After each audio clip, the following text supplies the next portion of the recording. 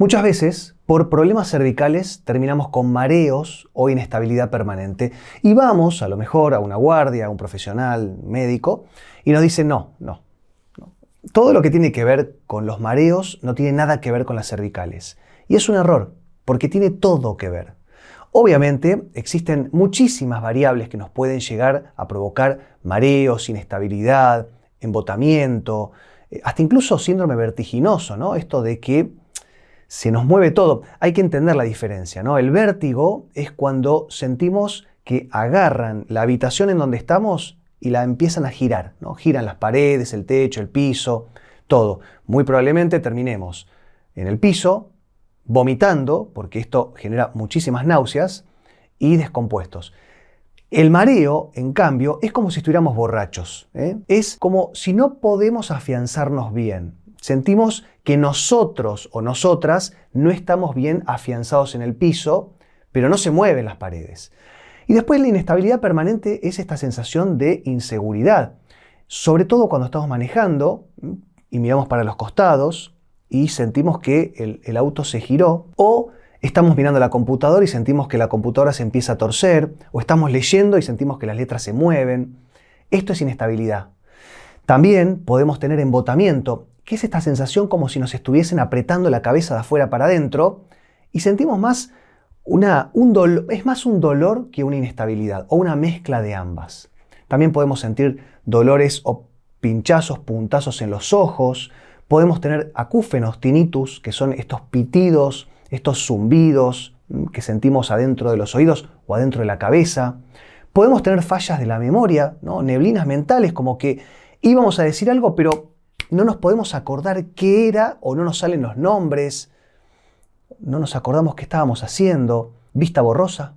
Muchas veces no podemos ver bien o vemos borroso, vamos al oculista y nos dice, no, pero vos estás bien. Hay un montón de signos y síntomas que vamos a tener y que nos dan indicios de que algo no está funcionando bien. Y a veces, sobre todo en personas que, iba a decir les gusta, pero lo tengo que ser sincero, que nos gusta tener todo más o menos bajo control, y esto a veces se siente como un descontrol. Y eso no nos gusta un carajo. Entonces, acá es donde se empieza a mezclar el miedo con la inseguridad, con la inestabilidad. Y esto a veces puede provocar angustia, ansiedad, hasta incluso diría ataques de pánico o depresión, así como lo escuchan, porque una persona que está acostumbrada a tener todo más o menos bajo control y sentir que uno no tiene el propio control del cuerpo, puede generar trastornos psicoemocionales. Ni hablar si tenemos estrés laboral, personal, sentimental. Obviamente puede estar el sistema del oído interno, sistema otolítico involucrado, que es uno de los centros del equilibrio. También, como les decía, puede ser una cuestión temporomandibular, que es la articulación con la que mordemos, que si estamos todo el tiempo bruxando podemos también tener mareos. Puede ser por una cuestión neurológica. Cuando hay algún infartito o alguna pequeña isquemia, también puede generar inestabilidad o mareos. Pero sobre todo, hay no entiendo por qué pasa que a veces no toman en cuenta la columna cervical como una de las causas principales de esto que les estoy comentando, que es mareos e inestabilidad permanente. ¿Y por qué? Pues esa es la pregunta. ¿Por qué un problema cervical nos puede provocar mareos?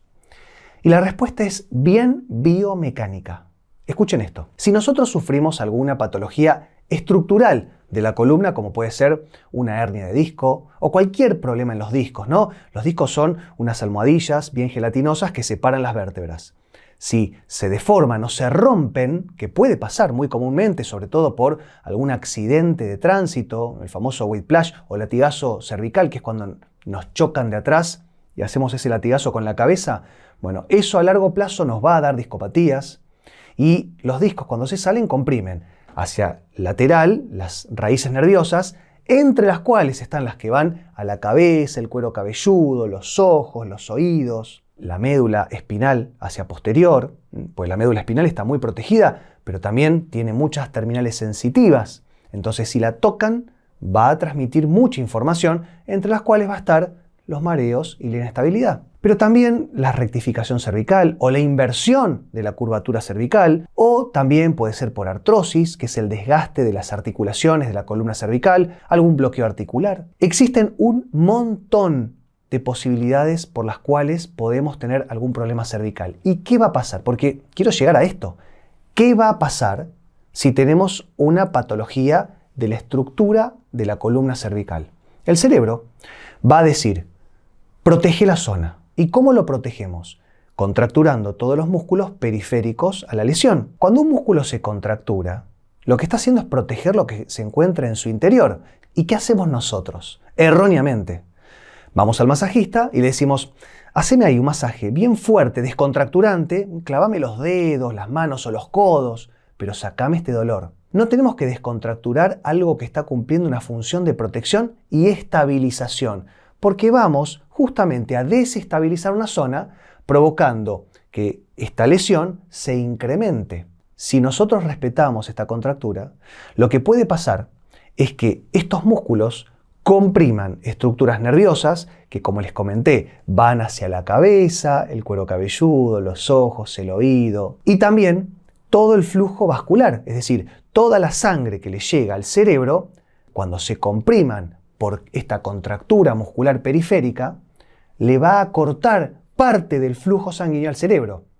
Bueno, si no le llega sangre o buena cantidad o calidad de sangre al cerebro, no le va a llegar buena cantidad o calidad de oxígeno, porque con la sangre va el oxígeno. Ahora entienden por qué si tenemos un problema cervical podemos y seguramente vamos a tener mareos. Tenemos que apuntar a la base del problema. Tenemos que apuntar a la causa, no a la consecuencia. Si tenemos una hernia de disco, podemos hacer ozonoterapia. Si tenemos algún problema de bloqueo articular, una compensación, podemos hacer quiropraxia. Si tenemos a lo mejor un poco de artrosis o tenemos algún desgaste, podemos hacer osteopatía o también incluso existen algunos compuestos, algunos fitoquímicos, vitaminas, minerales, suplementos que son para, aunque sea, intentar frenar el avance de la artrosis. Obviamente la alimentación es lo número uno. Entonces, si nosotros apuntamos y mejoramos en el mejor de los casos el problema de base, sola la contractura después se va a ir. Y si no, existen, como les decía, suplementos para ayudar a la relajación muscular. Ahí sí es donde el masaje, no fuerte, pero sí terapéutico, nos va a ayudar mucho. El calor no me gusta, eso ya se lo saco.